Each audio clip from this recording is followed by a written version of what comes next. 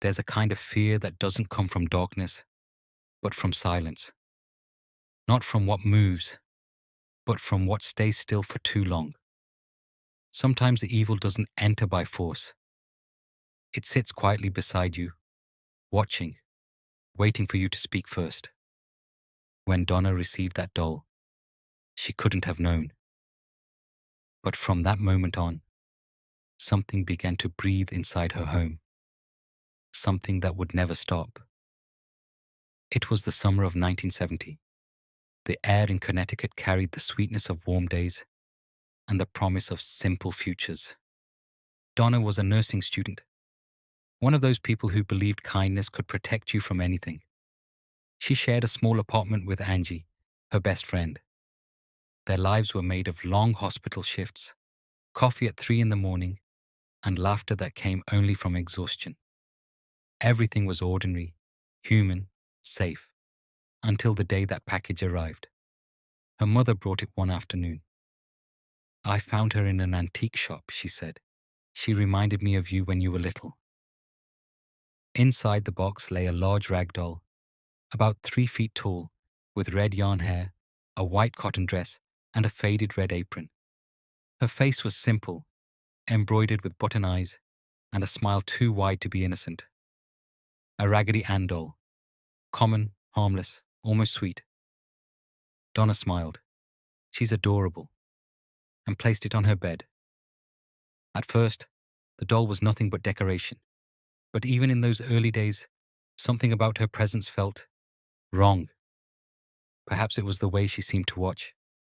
Every time Donna came home, the doll wasn't where she'd left her, sometimes sitting by the window, sometimes turned toward the door.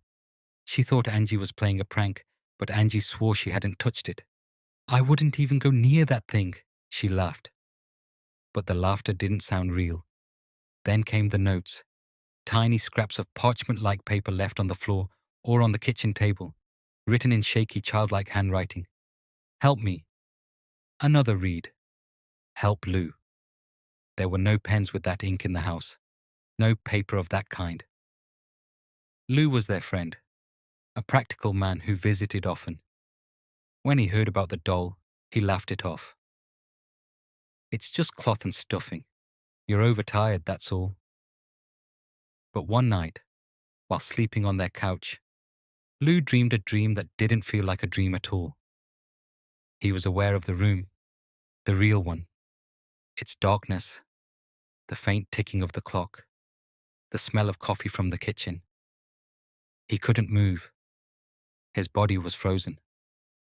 At the foot of the couch stood Annabelle. He saw her climb slowly, soundlessly, her fabric limbs bending as she crawled up onto his chest.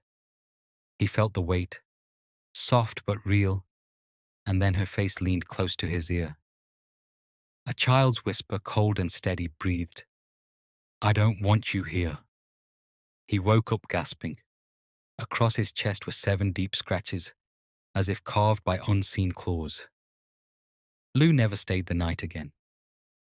Donna and Angie tried to rationalize it. Stress, nightmares, coincidence. But things only escalated. Doors slammed by themselves. Lights flickered. Footsteps echoed in empty rooms. And the doll was always there, motionless, but never truly still. Once, while Angie folded laundry, she saw the doll's head turn slightly toward her. Just a fraction, but enough to send the sheets tumbling from her hands. Terrified, the girls contacted a medium. During the seance, the air thickened. The medium closed her eyes, and when she spoke, her voice was not her own. "My name is Annabelle Higgins," she said. "I was 7 years old when I died here. I mean, no harm. I just want to be loved." The story melted their fear into pity. 2 nurses, trained to care for others, felt compassion instead of caution. "You can stay with us," Donna said softly. In that instant, the silence in the room changed, like something invisible smiling. From that day forward, the apartment was no longer theirs. The atmosphere grew dense, restless. It wasn't just the doll moving anymore. The rooms themselves seemed to breathe differently. Shadows lingered where they shouldn't. The air smelled faintly of iron. One night, Donna woke to find the doll kneeling on the floor beside her bed, hands resting in her lap, as if in prayer. Lou returned once more, determined to end it. He grabbed the doll, shouting, "Enough of this!" But behind him, the air shifted. A presence, cold, wet, and heavy, filled the room. He turned and saw something for a split second. Tall, shapeless, vaguely human, without a face. Then darkness. When he came to, there were claw marks on his torso again. It was clear they needed help. The girls contacted their local priest, Father Hegan, who listened carefully before reaching out to Ed and Lorraine Warren, renowned investigators of the paranormal. The moment the Warrens entered the apartment, they felt it. The temperature dropped. The air carried a vibration, a pressure in the chest. Lorraine, a clairvoyant, stopped at the doorway. "This isn't a child," she whispered. "It's pretending to be one." Ed nodded grimly. "Human spirits don't attach to objects," he said, "but inhuman ones can manipulate them. To gain trust, to enter our world. The doll is a conduit, not a host." They performed a blessing ritual. Holy water shimmered in the candlelight as prayers echoed through the walls. Lorraine could feel something in the room, angry, confined, watching. When it was done, Donna handed them the doll. "Take her," she said, her voice trembling. "Take her far away." The Warrens placed Annabelle in the back seat of their car, but the drive home was chaos. The engine stalled twice. The brakes failed on a sharp curve. "Holy water," Lorraine urged. Ed sprinkled it on the doll, and only then did the car behave again. "She doesn't like being moved," Lorraine murmured. At home, they locked the doll in a spare room. But even there, the disturbances continued. Footsteps, low thuds, whispering. One night, they found her lying outside the closed door, facing inward. Ed decided to build a glass and wooden case, blessed by a priest and sealed shut. On the front, he hung a handmade sign. Warning, positively do not open, but curiosity is stronger than fear. During a visit to the Warrens' occult museum, a young man knocked on the glass, laughing. "If you're real," he said, "do something." Lorraine begged him to stop. 3 hours later, on his way home with his girlfriend, his motorcycle skidded off the road. He died instantly. His girlfriend, injured but alive, told police they'd been joking about the doll seconds before the crash. After that, Annabelle was kept sealed permanently. Lorraine said the energy around her felt alive. "Every time I pass that case," she confessed, "I feel it holding its breath, not looking at me, waiting." Visitors later claimed to hear faint tapping from inside the glass. Others swore they saw their eyes shift. A priest once touched the case, smirking. "Should I be afraid of a rag doll?" he asked. Lorraine pleaded with him not to mock it. 3 hours later, he crashed his car.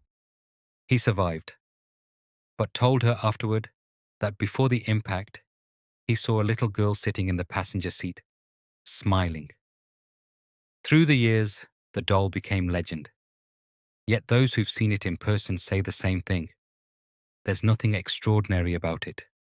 Just a faded cloth face, stitched with a smile that seems to change depending on where you stand.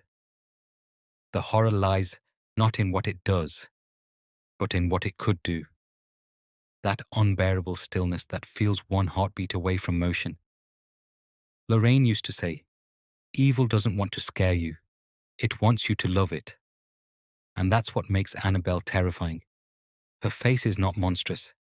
It's gentle, almost kind. It's a face that invites trust, a face that makes you lower your guard. In the 2000s, Tony Spira, Lorraine's son-in-law, took over as caretaker. The case was reinforced with holy seals and crucifixes. Priests blessed it regularly. Each time, witnesses heard faint creaks from within, like fabric shifting. During a live television appearance, every camera failed the moment they zoomed in on Annabelle. The sound technician fainted. Those present swore they heard a brief, childish laugh before the microphones went dead. Skeptics call it mass hysteria, yet even they admit the room where Annabelle is kept feels colder, heavier. Something watches, one of them said quietly. You just can't tell from where. Maybe it's the weight of decades of fear absorbed into the walls.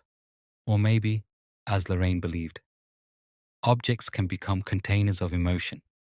If that emotion is strong enough, it never leaves. It waits. Donna, the original owner, never spoke publicly again.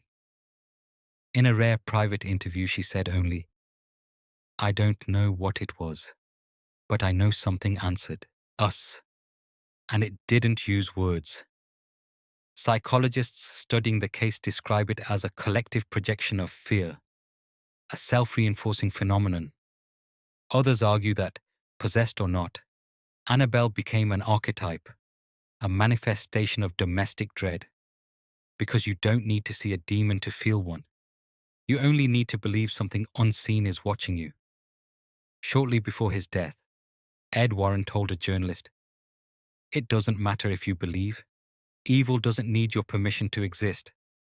Simple words, hard to forget. Today, in that small Connecticut museum, the room housing Annabelle is colder than any other. No air conditioning, no vents, just the glass case. Sometimes visitors claim to see a reflection inside the glass. Not the doll, but the faint outline of a woman's face, with eyes too dark and a barely there smile, like someone remembering what it felt like to be human. And maybe that's the most unsettling truth of all. Annabelle isn't the monster. She's the mirror. She reflects how easily we breathe life into evil, how quickly we invite it in, dressed as innocence. It's not the doll that's haunted. It's the people who believed they could love what was already watching them. Every night, Tony Spira locks the room, lights a single candle, and whispers a short prayer. Sometimes, as he turns away, he hears a soft tap against the glass. Just once. He never answers, because he knows whatever's inside that case understands. And so, behind glass and wood and silence, the doll remains. Still. Patient, smiling, and if you stare long enough, you could swear she's breathing. In that fleeting moment, barely perceptible, you realize why this story never dies. Not because it's supernatural, but because it reaches the most fragile place within us. The need to believe that something, somewhere, is watching back. And if it is, then Annabelle was never just a doll.